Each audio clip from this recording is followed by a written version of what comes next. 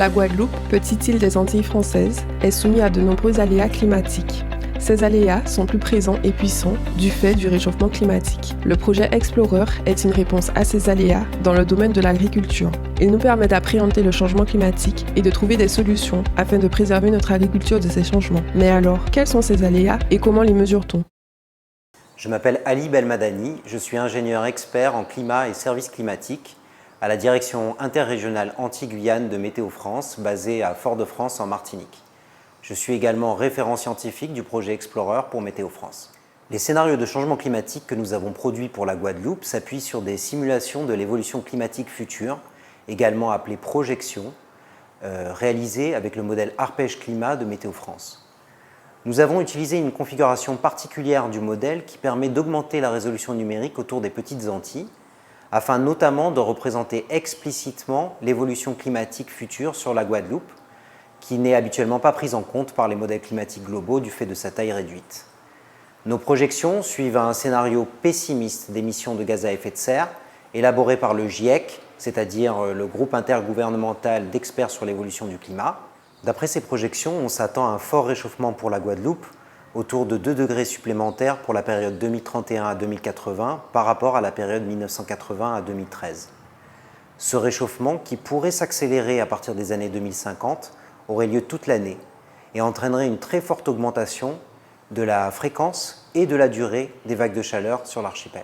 Par ailleurs, on s'attend également à un assèchement important, autour de 10 à 15% sur l'ensemble du territoire. Celui-ci entraînerait un retard dans le démarrage de la saison des pluies, ainsi que des épisodes secs plus nombreux et une diminution de la fréquence des événements de fortes pluies. Donc cette combinaison des vagues de chaleur et des épisodes secs plus nombreux, associés à une raréfaction des pluies abondantes, constitue autant de défis pour de nombreux secteurs de l'économie guadeloupéenne, dont bien évidemment l'agriculture. Nous prenons maintenant la direction de l'INRAE afin de comprendre quels sont les impacts sur notre territoire et notre agriculture. Au niveau du diagnostic de vulnérabilité des exploitations agricoles face au changement climatique, nous avons travaillé sur les 5 principaux aléas qui vont concerner l'agriculture guadeloupéenne, à savoir les vagues de chaleur qui vont être de plus en plus fréquentes et intenses, les sécheresses qui elles aussi vont être de plus en plus fréquentes et intenses à l'avenir, les phénomènes d'inondation, d'excès d'eau, les ouragans, et puis un phénomène qui concerne que marginalement les exploitations, mais qui est la salinisation des terres agricoles par rapport au phénomène de submersion marine et de montée du niveau de la mer. Que l'on considère qu'une exploitation est vulnérable à un de ces 5 aléas climatiques lorsqu'elle va être exposée à ce phénomène et lorsqu'elle va être sensible à ce phénomène. Donc ça veut dire que dans un premier temps, nous caractérisons l'exposition des exploitations du territoire aux différents aléas climatiques avec justement un système d'information géographique et les projections de changement climatique régionalisées, c'est-à-dire différenciées dans l'espace, que nous a fourni Météo France. Alors pour déterminer la sensibilité d'une exploitation, déjà on va mesurer la sensibilité de chacune de ces parcelles. Et pour déterminer la sensibilité d'une parcelle, nous allons considérer 3 types de paramètres. Premièrement, des paramètres liés à la physiologie de la plante. Ensuite, il va y avoir des paramètres qui sont liés aux pratiques agricoles, puisqu'il y a des pratiques agricoles qui vont permettre justement de faire que la plante va être plus ou moins sensible à l'aléa, par exemple le fait de pailler les cultures.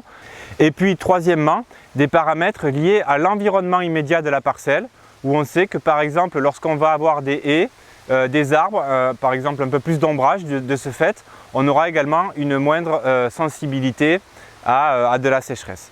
Donc en combinant tous ces facteurs d'exposition à l'aléa et de sensibilité à l'aléa pour chacune des parcelles en considérant les paramètres de la plante, les paramètres des pratiques agricoles et les paramètres de l'environnement, nous avons pu réaliser un diagnostic de vulnérabilité de chaque parcelle agricole du territoire et donc ensuite, en agrégeant les données à l'échelle des exploitations, avoir un diagnostic de vulnérabilité des exploitations guadeloupéennes en considérant les 5 aléas climatiques que l'on attend et que l'on a déjà d'ailleurs dans le cadre du changement climatique. En fait, les problèmes vont être différenciés selon que l'on va se situer en grande terre ou en basse terre. Pour la grande terre, le principal problème, ça va être les vagues de chaleur et les sécheresses et particulièrement les vagues de chaleur, puisque les projections de changement climatique montrent qu'à l'horizon 2050-2080, on pourrait avoir presque 200 jours par an où on serait en situation de canicule, en fait en situation de vague de chaleur. En ce qui concerne la Basse-Terre, là, le principal aléa que nous avons identifié, c'est le risque cyclonique. Alors cela est lié à deux choses, en particulier au fait que les cultures que l'on va rencontrer en Basse-Terre sont plus sensibles au vent. Et puis un phénomène, un aléa climatique qui va concerner toutes les exploitations agricoles, c'est le phénomène de sécheresse. En fait, les sécheresses vont être de plus en plus intenses, ça veut dire de plus en plus longues et de plus en plus sévères. Et ces épisodes de sécheresse vont être de plus en plus fréquents, et ce, que ce soit en grande terre ou en basse terre. C'est-à-dire qu'on va avoir une saison humide qui va être beaucoup plus sèche aussi, qui va démarrer avec 2 mois de retard. Donc finalement, toutes les exploitations vont être concernées par cet aléa de sécheresse qui va être de plus en plus important, qu'on soit en zone humide ou en zone sèche.